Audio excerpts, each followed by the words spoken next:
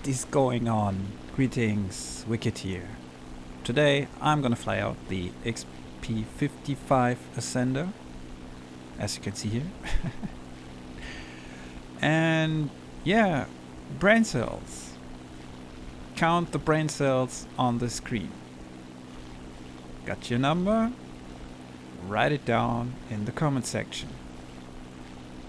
If you don't actually want to make a guess, I can make this guess for you. American teams? No, jokes aside. I've been trying to get some decent games and I kind of struggled a bit because although the XP-55 is a good plane,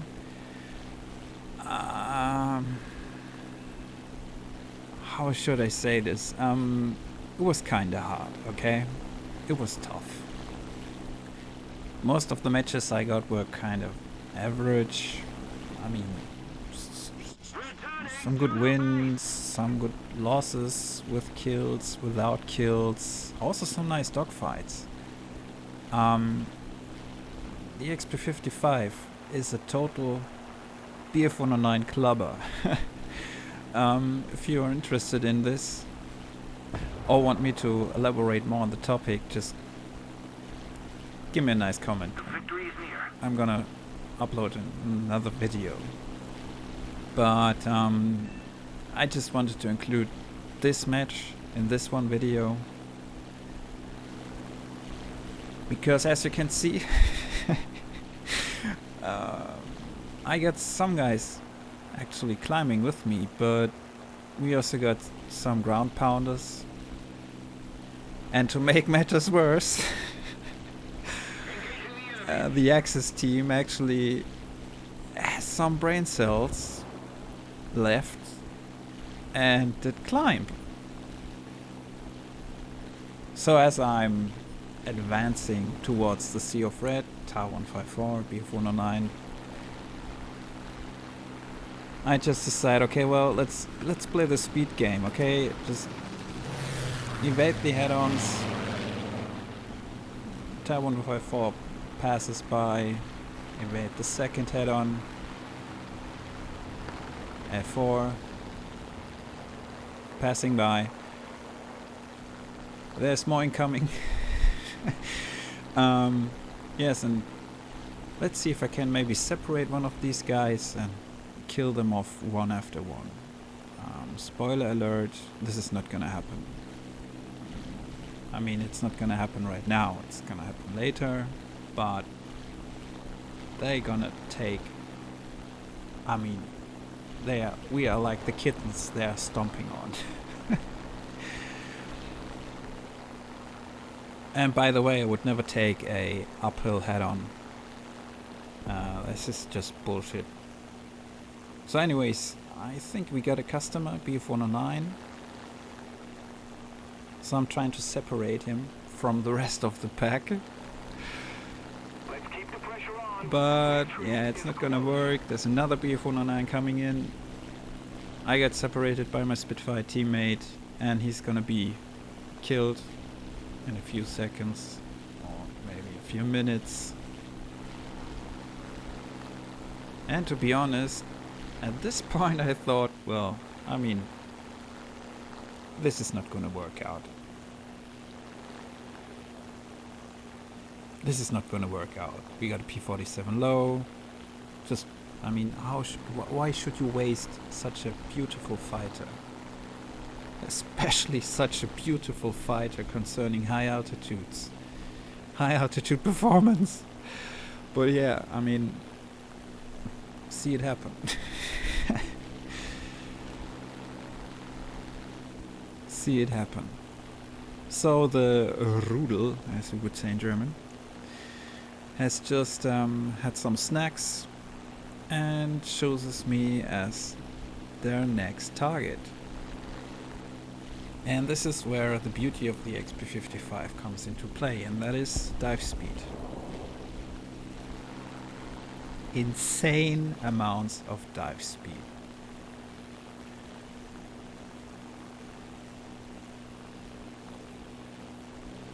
And you can see I'm diving towards my airfield because, like I said before, at this point I thought this is over. And I was actually pretty pissed at this point.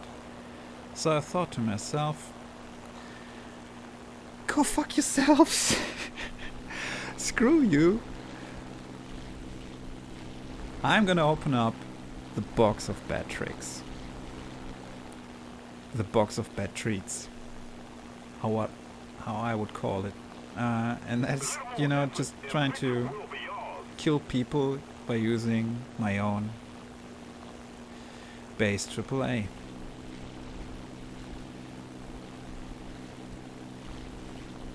Let's see who got hooked. Alright, so the B-409 got hooked and he chooses to vulch Tiffy on the airfield. He's gonna pay his, not his price, but he's gonna pay a price for it. But alas, no, not low, see and behold, lo and behold.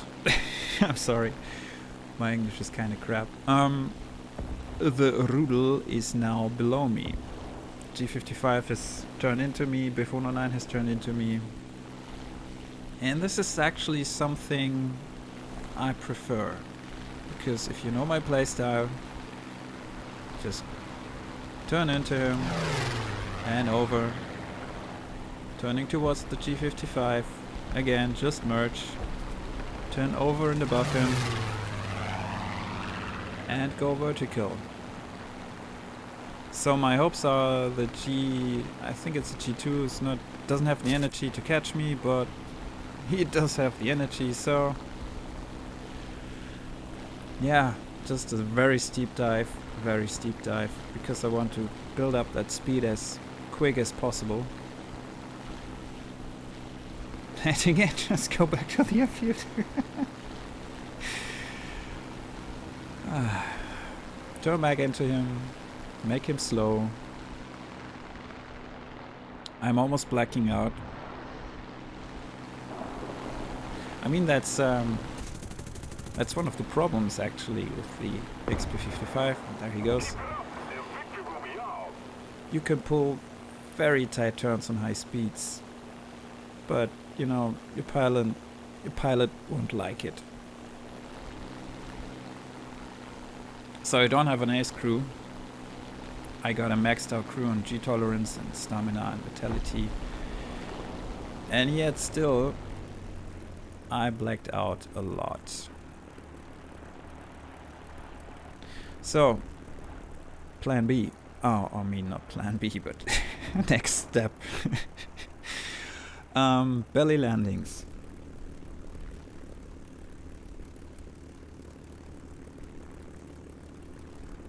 Belly landings. How do you put down an XP-55 the fastest rate possible, as fast as you can? Just watch this. Put out your landing flaps and poof, just put her down. She's gonna take it, it's okay. 16 seconds reload, 16 seconds repair time. And I still got my eyes on this BF-109. Because I totally expect him to try and strafe me. So what do? Just wait a bit. And you J out. And not a single bit too late. Because with the Hellcat around, I can safely J out without, you know, making us lose any tickets. Keep it up and victory will be ours. And yes, this Hellcat was ground pounding and he kinda grew a conscience, I think. I'm not sure. Because he was cycling above the airfield to get some altitude. I think he was waiting for me to take off.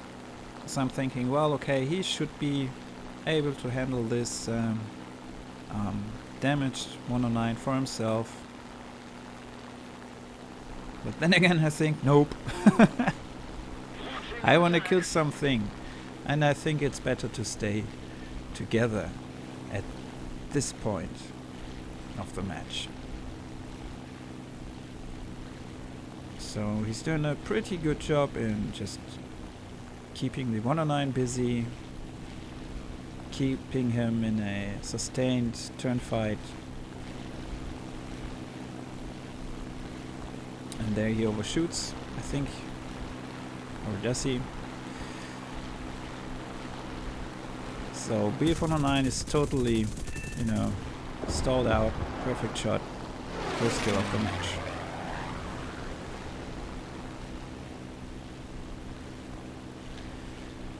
Attention to the map. Yes, your attention please. I'm using manual engine controls. Mainly because I'd like to keep my engine cool. And I usually use a prop pitch setting of around maybe 92 to 96%. The problem is I cannot see it on the preview screen because my preview screen is very small, you know. Radiators, there you go. Here's prop pitch of 95. You could actually put it to 100% when climbing, and maybe around 90% for cruising. But anyways, G-55 coming in. So again, although I get all my guns in the nose, which is actually pretty good for head-ons, I mean, you can do it, you can try to head-on, but I just don't want to just throw this away, and so I just try to lure the G-55 with me, but he's ignoring me and going for the haircut instead. And very poor shooting on my part. Yeah, I cannot get the nose on target. Throttle drop. Yeah, and G-55 takes out the Hellcat. This, ladies and gentlemen, is why you should never take a header. Against the G-55, that is. Because MG-151s. Anyways, he's in a very bad position right now, and I think I shoot his elevator off, and that's where I decide just to leave him alone completely, because I'm very sure he's not gonna make it back to base. Yeah, this turning radius is very wide. But anyways, you know, G-55 enemies radar or team radar. I just fought him, so everybody knows where I am actually. So there he goes. Next customer, Focke-Wulf 190. So again, Focke-Wulf don't have a very good elevator, so I merge again. Try to lure him into the vertical.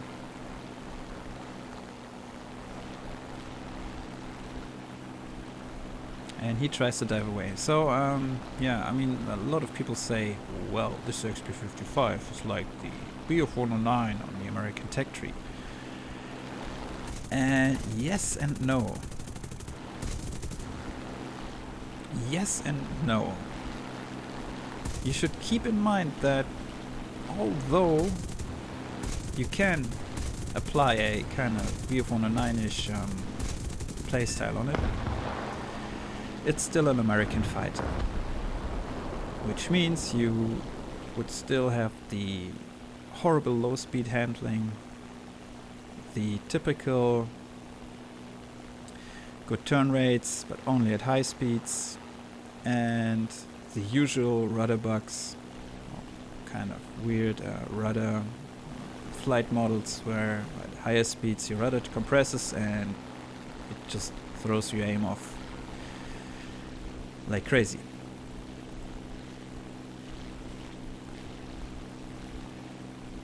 Anyways, back to the match. ME410 is ground pounding, easy target, and a DO 217.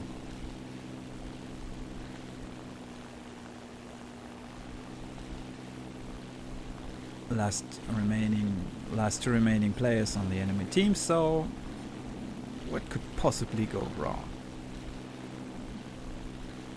A lot of stuff. I'm not sure if the DO 17 has some front armament. He actually does, so I'm not going to take my chances here and go for another stupid head-on. I just go up and over, almost black out again. Loop over, landing flaps on the top of my loop.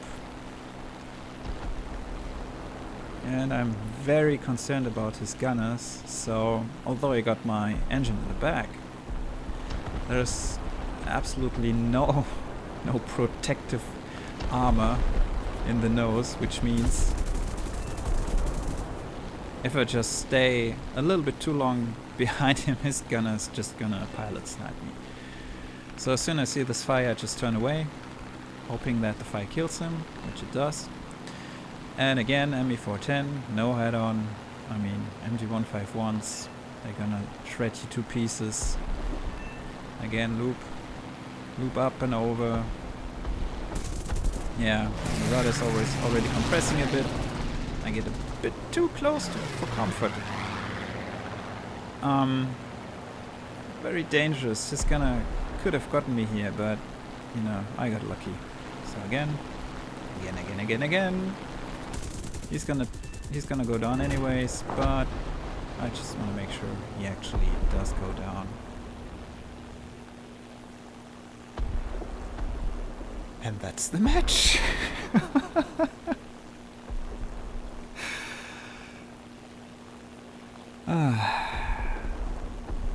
Matches just like this one are the reason why I keep playing War Thunder. Although sometimes it's frustrating as hell. It's just like in this movie, Forrest Gump.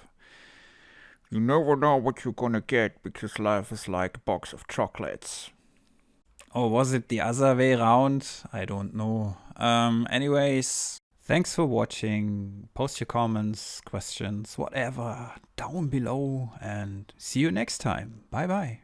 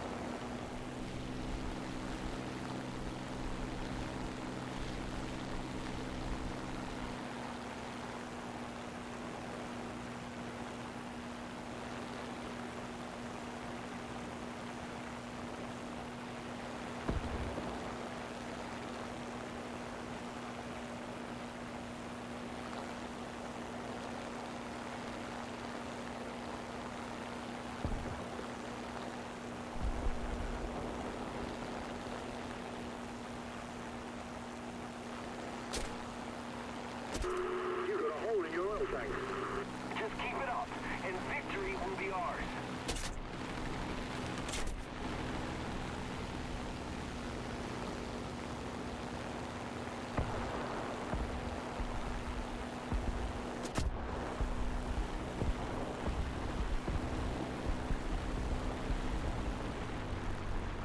What? Ja klar, so eine verfickte Scheiße. Jetzt reicht's mir doch mal.